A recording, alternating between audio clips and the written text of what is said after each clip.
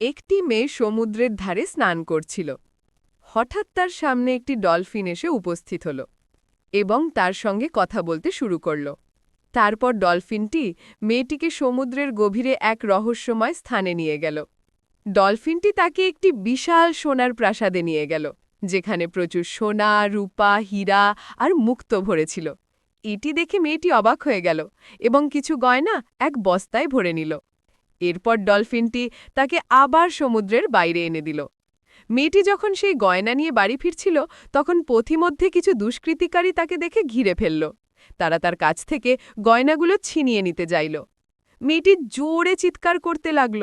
তার আওয়াজ শুনে একটি ঈগল উড়ে এলো এবং সেই মুখোশধারী দুষ্কৃতিকারীদের নিজের ঠোঁট দিয়ে আক্রমণ করে তাড়িয়ে দিল। মেয়েটি রক্ষা পেল, আর ঈগলটি তাকে নিজের পিঠে বসিয়ে বাড়ি পৌঁছে দিল। মেয়েটি খুব খুশি হল, কিন্তু কেউই এই সাহসী ঈগলটির জন্য লাইক আর সাবস্ক্রাইব করেনি।